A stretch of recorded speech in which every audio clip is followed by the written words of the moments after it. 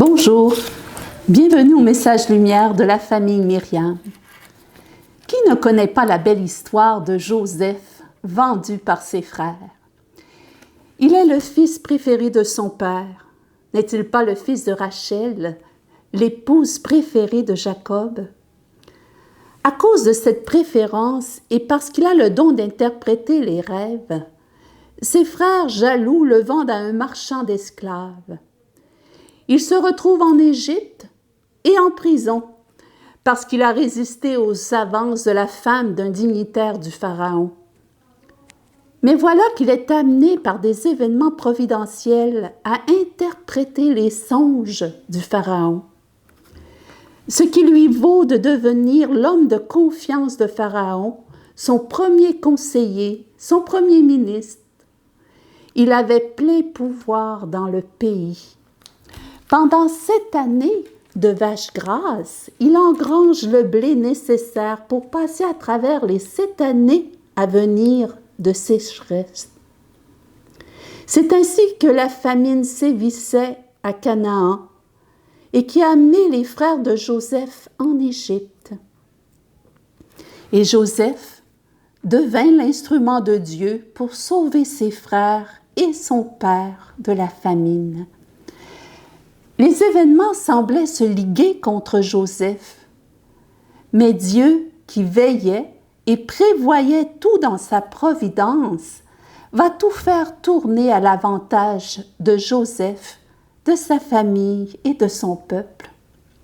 En effet, Dieu se sert même des événements les plus défavorables en apparence pour faire aboutir ses projets. Aujourd'hui, cette lecture de la Genèse met en lumière pourquoi Dieu a amené Joseph en Égypte. Joseph, l'innocent, a souffert de l'injustice des hommes, mais Dieu a élevé son serviteur. Et grâce à lui, le peuple de la promesse, le peuple de l'alliance, a été sauvé. Tout tourne au bien de ceux qui aiment Dieu. Dans ce texte, nous entendons la contrition des frères de Joseph qui reconnaissent leurs fautes, le mal qu'ils ont fait à leur jeune frère et qui expriment leurs regrets. Hélas, nous sommes coupables envers Joseph, notre frère. Nous avons vu dans quelle détresse il se trouvait quand il nous suppliait. Et nous ne l'avons pas écouté. C'est pourquoi nous sommes dans une telle détresse.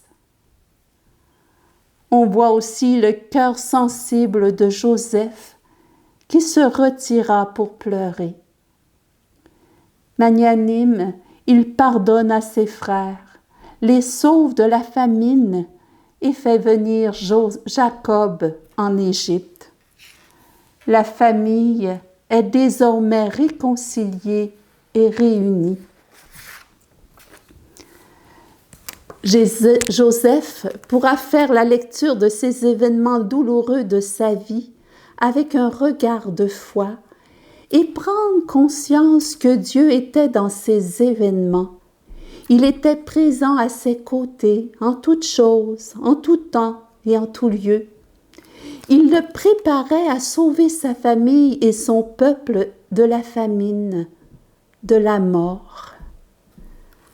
Souvent, nous vivons, nous aussi, des événements douloureux, des événements souffrants, et nous ne comprenons pas pourquoi cela nous arrive. Mais au fond, n'est-ce pas le Seigneur qui purifie son instrument pour la mission qu'il veut lui confier? Et cette mission est toujours une mission de salut pour soi et pour les autres. Ayons confiance en la providence de Dieu qui sait conduire les événements avec sagesse. Pourquoi cela m'arrive? Le mal vient du cœur de l'homme qui ne cherche que son intérêt personnel. Mais Dieu sait tirer du bien même du mal. C'est pourquoi nous mettons notre confiance en lui. Jésus, lui aussi a souffert à cause des hommes. Innocent, il a connu l'injustice, mais il a répondu au mal par l'amour et le pardon. Père, pardonne-leur, ils ne savent pas ce qu'ils font. Il a fait de sa vie une offrande d'amour pour le salut du monde. Il nous indique le chemin. Demandons à Dieu la grâce de rendre le bien pour le mal, de pardonner à ceux qui nous ont fait du tort et d'unir nos souffrances à celles du Christ pour qu'elles servent à notre sanctification et au salut des âmes. Au revoir et à la prochaine. Jésus.